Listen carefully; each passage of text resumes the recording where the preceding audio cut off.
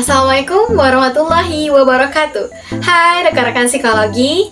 Perkenalan singkat dari saya Nur Safa Ainun Zamzami dari program studi Psikologi Islam 5C. Oke, rekan-rekan psikologi, sekarang saya ingin membagikan pemahaman saya mengenai materi yang sudah diajarkan saat perkuliahan oleh Pak Wahyu Kurniawan, MPSI Psikolog, yang merupakan dosen pengampu mata kuliah intervensi psikologi non-klinis.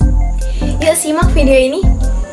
Intervensi psikologi non-klinis merupakan pendekatan yang bertujuan untuk mengubah perilaku seseorang tanpa melibatkan aspek klinis. Intervensi ini berfokus pada peningkatan potensi individu sampai ia mencapai tingkat yang lebih maksimal. Nah, metode ini dapat dilakukan pada tingkat individu, kelompok, dan pada komunitas ataupun organisasi. Tentunya didasarkan dengan menggunakan pendekatan teori perubahan tingkah laku.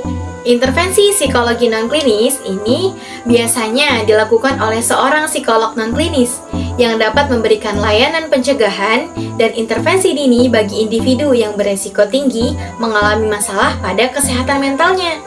Nah, biasanya ada 3 metode umum yang digunakan dalam mengintervensi psikologi non-klinis, yaitu yang pertama ada token ekonomi, lalu ada metode time out, dan yang ketiga ada perilaku bersyarat.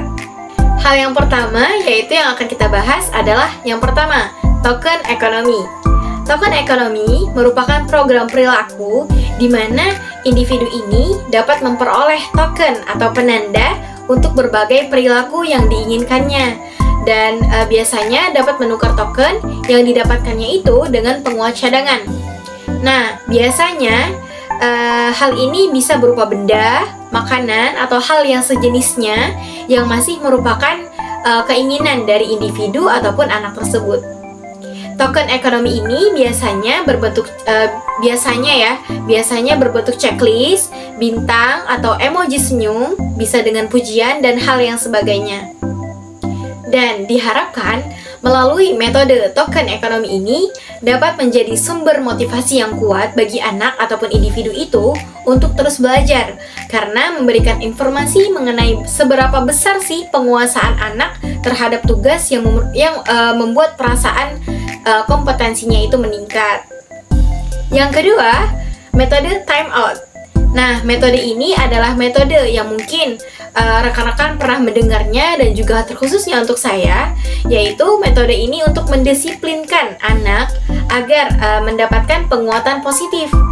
Metode ini tentunya sangat membantu untuk mengajarkan anak ataupun individu itu agar dapat mengetahui akibat yang ditanggung atas perbuatannya.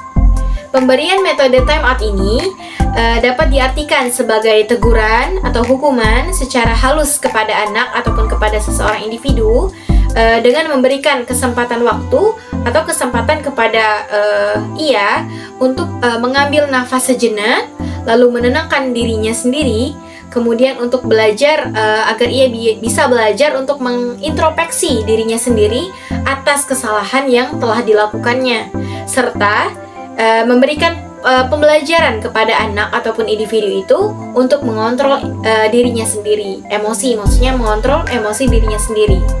Lalu yang ketiga ada metode perilaku bersyarat. Nah, metode perilaku bersyarat ini merupakan pendekatan atau metode yang digunakan untuk mengubah perilaku ataupun keadaan sosial tanpa melibatkan aspek-aspek klinis.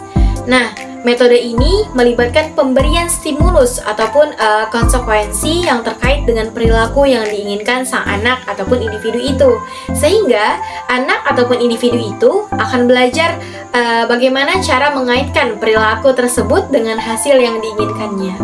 Nah, ada beberapa contoh dari intervensi psikologi non-klinis ini, yaitu yang pertama bisa dengan memberikan dukungan sosial, kemudian dengan mengadakan pelatihan untuk keterampilan, lalu bisa dengan mengadakan konseling pendidikan dan melaksanakan program pengembangan diri dan melakukan intervensi dalam lingkungan sekolah ataupun lingkungan pekerjaan.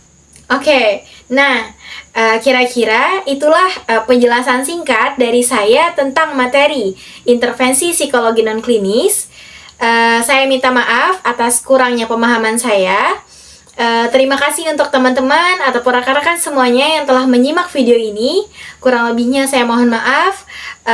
Dan saya ingin mengucapkan banyak-banyak terima kasih. Wassalamualaikum warahmatullahi wabarakatuh. Dah.